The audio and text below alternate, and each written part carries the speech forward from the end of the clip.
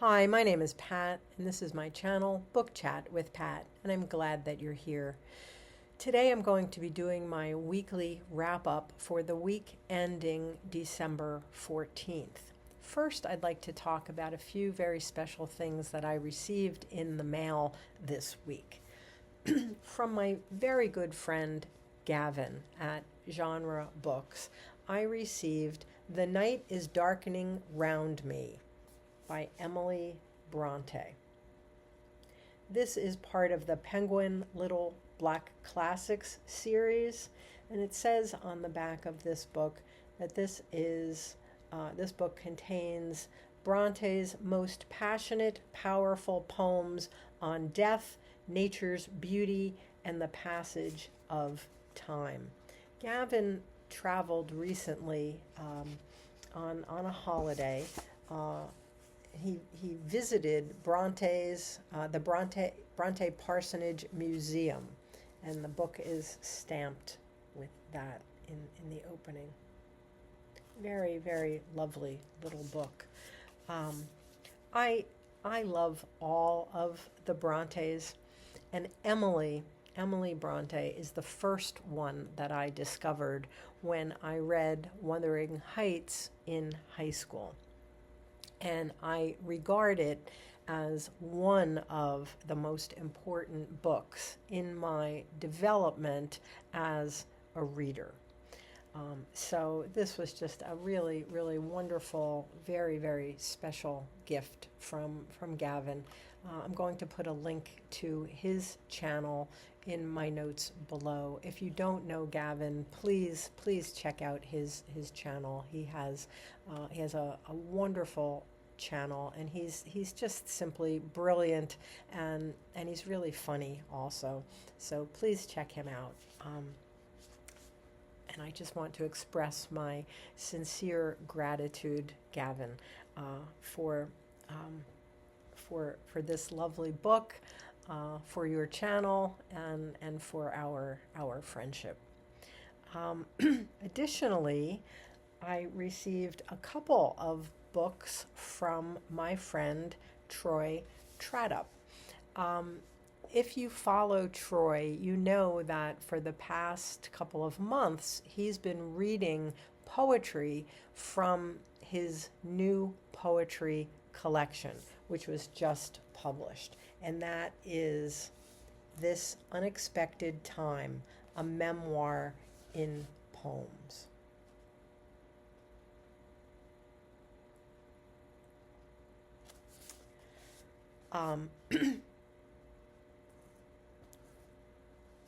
In the summer, when I was doing Poetry Thursday episodes, I was taking requests at that time, and I was doing episodes about different animals.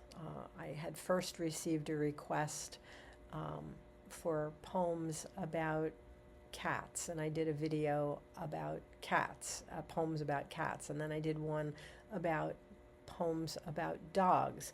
And Troy, being funny, said, okay, I'll play along. How about some poems about sharks? And lo and behold, there are a lot of poems about sharks. And so I put together a video on the poetry of sharks. I mean, whoever would have thought that there was a whole body of work of poetry written about sharks. Well, that triggered something in Troy, and he started writing poetry. I think that day. I think when he saw that video that I came up with, and he wrote furiously throughout the summer. Just kept going, and he put together a memoir in poetry, and this is a copy. He's been reading about, I think he read a poem a day for well over a month, and now the book has been released. And I guess for my role in in starting this for Troy, he sent me a copy of that. And in the package, he also sent me two of his other books. This is Protect Me from the Things I Think I Want, Stories and Plays, and also his novel, The Forsaken Boy. So I'm really looking forward to reading all of these books, and I'm just overwhelmed by the generosity of my friends and of people here on BookTube in general. So Troy, I thank you. We've had a lot of fun with poetry going back and forth. But I'm really touched and honored that I could have had any role, however slight, in helping you to write this collection of poetry. And I'm very, very grateful to have my own copy, and even more so, I'm very grateful for your friendship. Okay, next I wanted to talk about a couple of books that I read this week. As I had been talking about for a couple of weeks now, my in-person book group met. We met on Monday of this week to discuss Matt Haig's newest novel, The Life Impossible. And I didn't feel like I could really talk about the book, or that I should talk about the book in too much detail until our group had met. But now we have done that. We all really enjoyed this book immensely. I don't know that it's my favorite Matt Haig book, but it is definitely a very, very special book. This is the story of Grace Winters, who is a retired high school math teacher. She's 72 years old when the novel opens, and by her own description, she's leading a very boring life. I don't know that I would have called her life boring, but it definitely is a sad and lonely life in many, many places. Grace has recently lost her husband, Carl, and then we learn that about 30 years earlier, they had lost their only son, Daniel, when he was 9 years old. Daniel was riding a bicycle in very bad weather. It was raining, and he was hit by a car and killed. One doesn't get over the loss of a child. But in Grace's case, she holds herself responsible for this accident. Daniel had asked her for a ride into town, and she said no. And so he took off on his own, on his bicycle, in the rain, and he was killed. So she lives the next 30 years blaming herself for the accident that kills her only child. At the novel's outset, Grace has received an email from a former student, Morris, who is in something of a bad way himself. He writes to her that everything in life feels impossible right now. Grace's answer to her student makes up the bulk of the novel. We are to believe that the entire novel is her email response to him. This is a novel with a lot of magical realism and supernatural events in it. And yet, I thought that the idea that this whole novel is actually an email from Grace to her former student was perhaps the most implausible aspect of the novel. It just didn't quite ring true.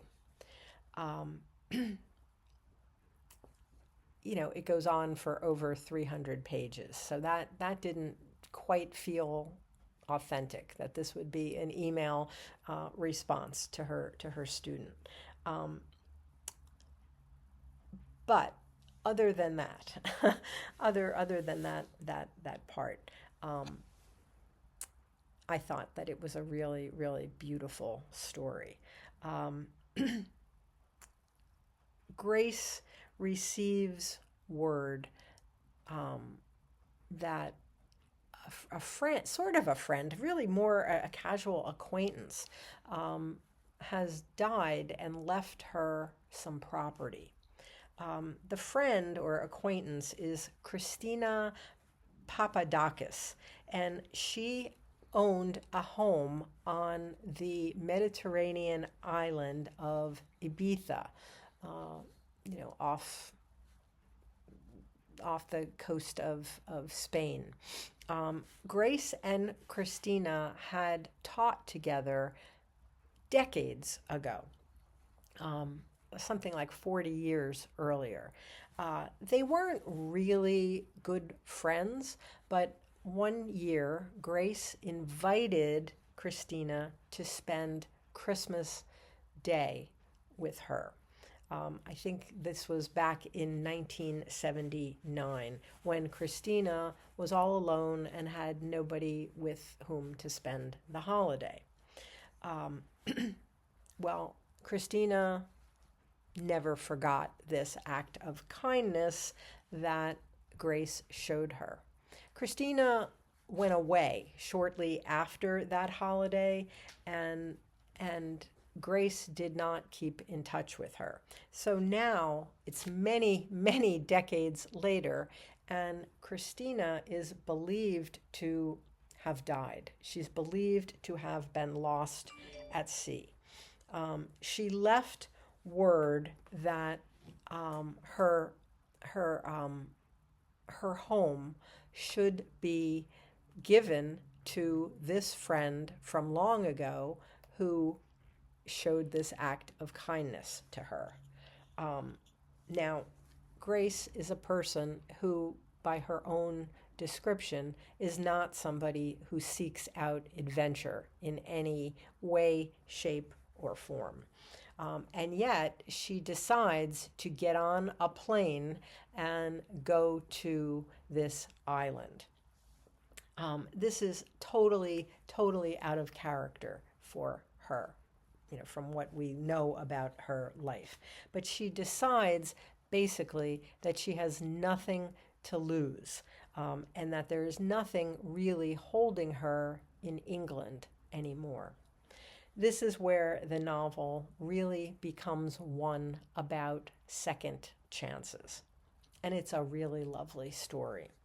Once in Ibiza, Grace decides to try to find out what happened to Christina, because right now it's considered, kind of an unsolved mystery. It's, she's believed to be dead, but no one is really sure what has happened to her.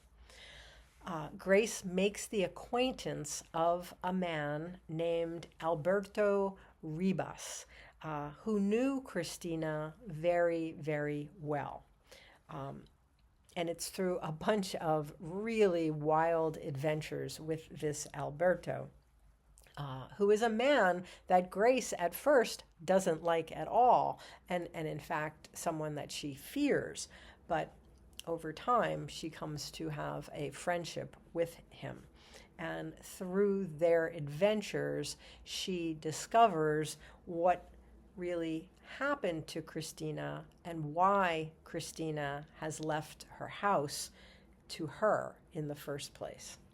We discover with Grace how Christina and Alberto discovered La Presencia, which is a strange, glowing presence under the sea that gifts those that are chosen with some very, very unusual supernatural powers.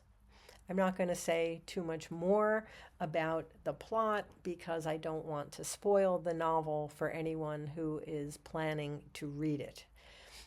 There's also a terrible villain in the story. He's a wealthy hotel developer whose business propositions are destroying the flora and fauna of Ibiza, and Grace and Alberto come into direct conflict with him as Grace is trying to find out what happened to her friend Christina. What I loved about this book are the characters, and specifically Grace and Alberto.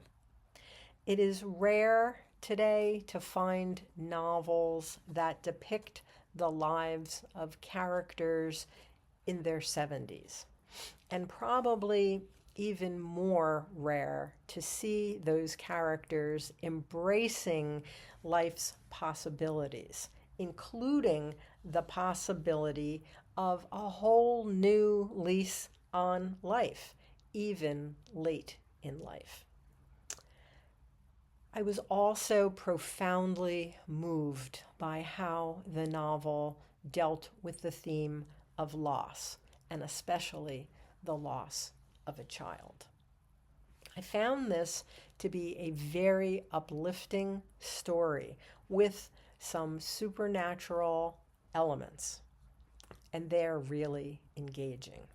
I found this ultimately to be just a wonderful novel with characters, a main character especially, that I really loved.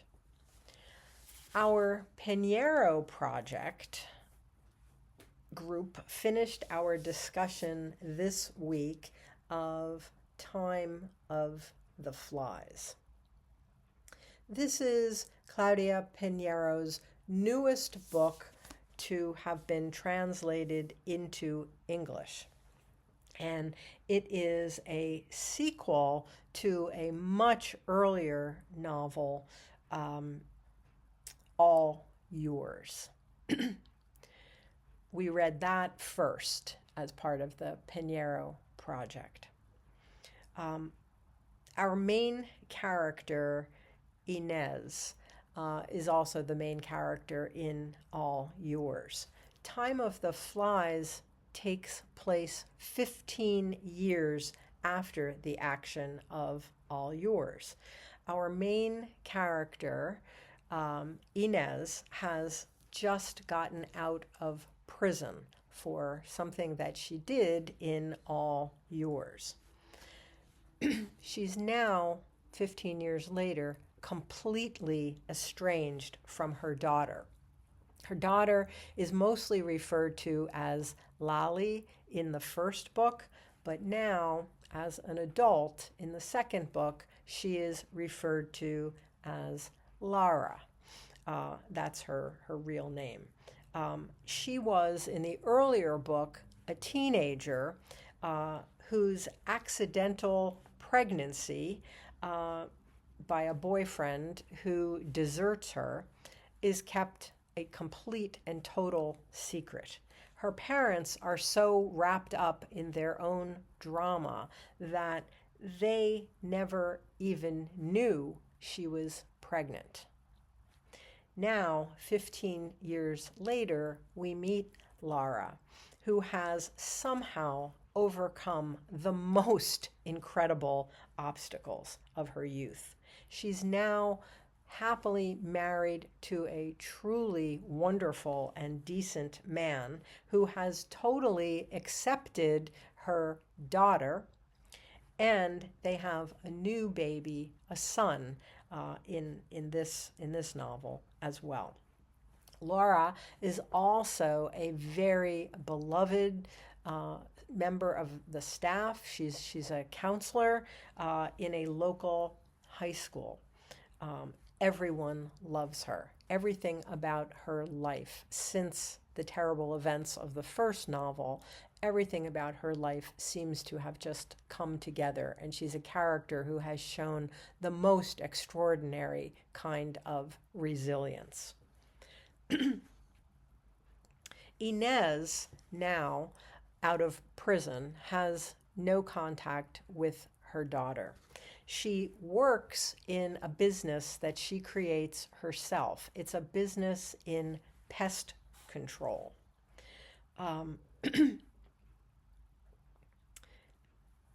She has a client, one Susanna Bonar, that she doesn't really want to get involved with, but this woman wants to use Inez's abilities, her ability to get poison, basically, and her knowledge of poison as well. She wants to use these abilities for her own nefarious purposes.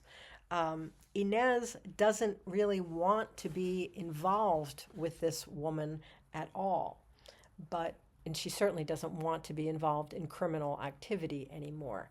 But this Susanna Bonar is offering her a huge amount of money for her services.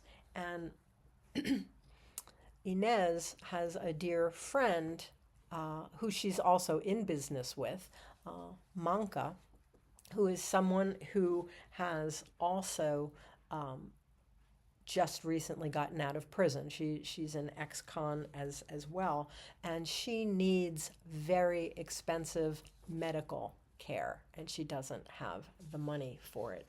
And she needs it right away. It's urgent.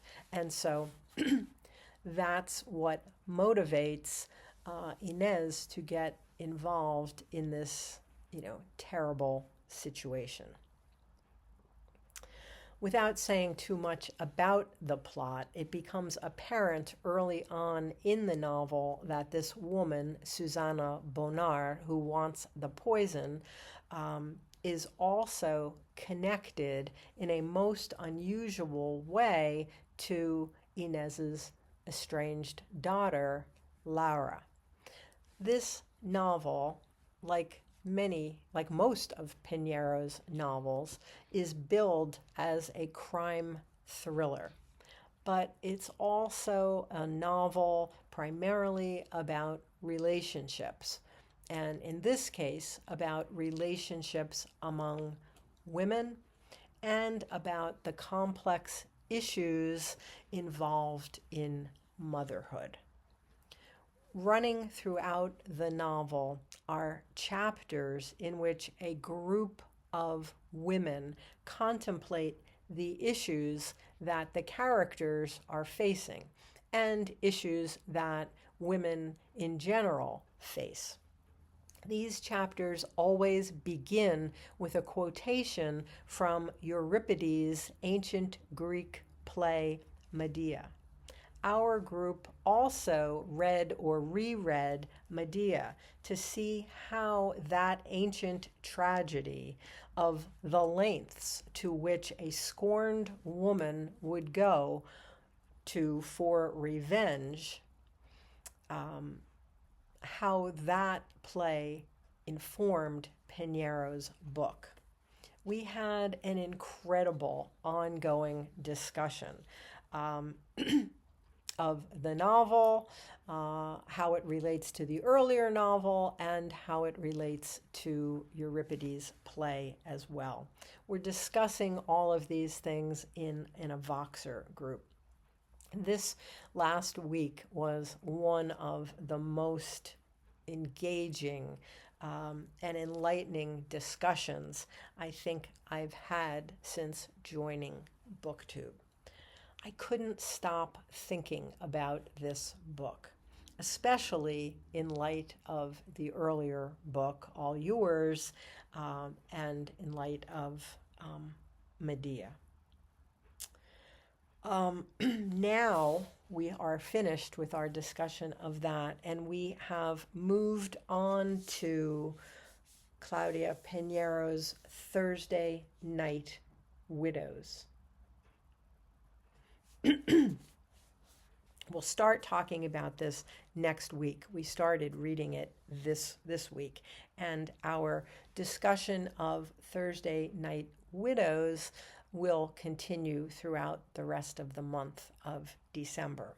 This, by the way, Thursday Night Widows is the first of Pineiro's novels to be translated into English. And from this point onward, we're going to read her works in chronological order. This week, I also finished the ghost stories of Edith Wharton.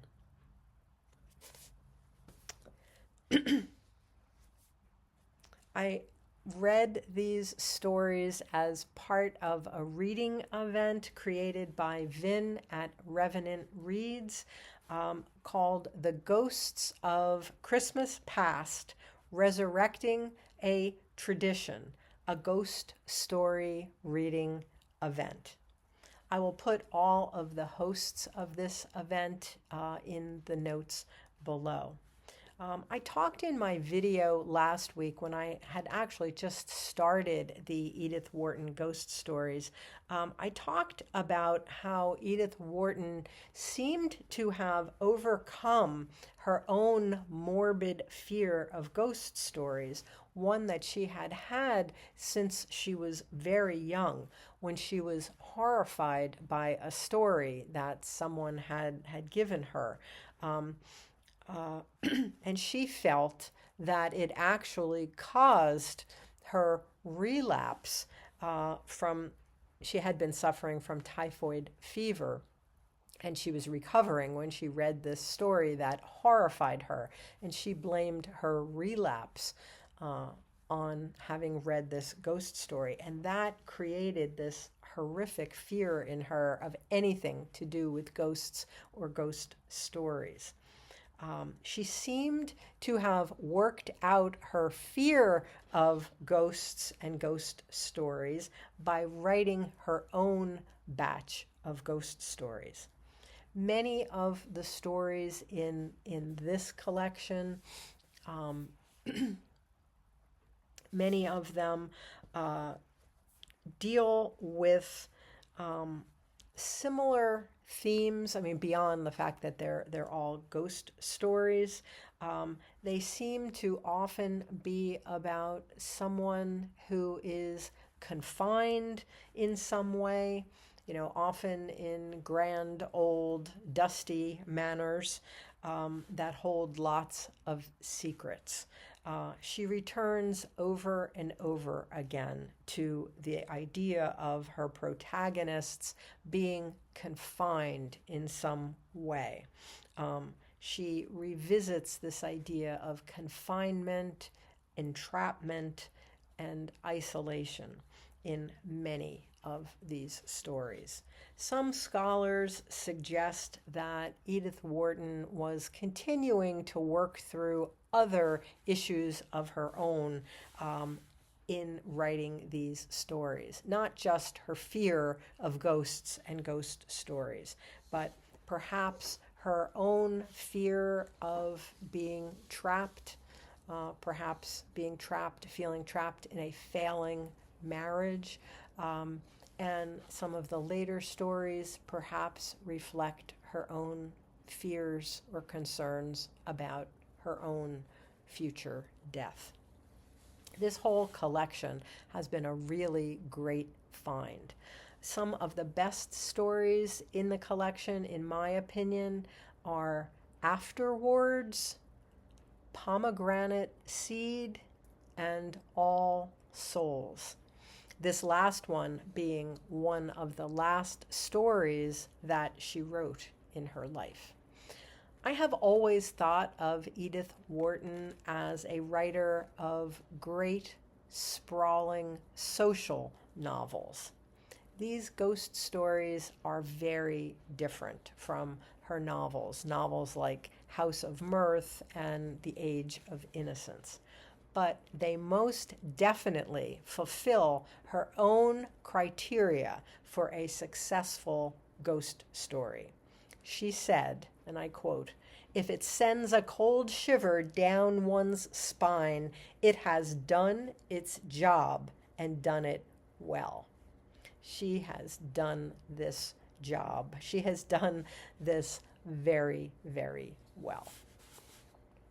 Finally, Alan at Big Hard Books and Classics and I have started this week our long-awaited buddy read of Leonard and Hungry Paul by Ronan Hession.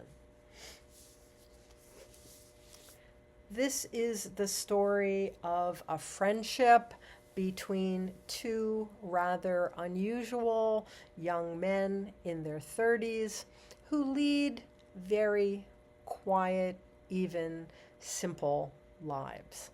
It's largely a book about making and maintaining connections in what might otherwise be considered a very lonely life. I'm going to wait until Alan and I have had a chance to talk about what we've read so far before I discuss the novel in too much detail here. I'm only going to say that in my concerted effort to find some books that bring more comfort and joy this month, I think that this book, Leonard and Hungry Paul, is exactly what the proverbial doctor ordered. More to come on this one next week. Additionally, this week I did a couple of tags in my never-ending quest to catch up on tags, and I also did a Poetry Thursday episode in response to a request that I received from my friend and faithful subscriber and commenter, Constance Campbell. She requested poems for peace, and I put together a Poetry Thursday episode on poems about peace. So I guess that just about wraps up what I've read and what I've done this week. As always, I thank you for watching. I hope that you're doing well. I'll speak with you again soon. Take care.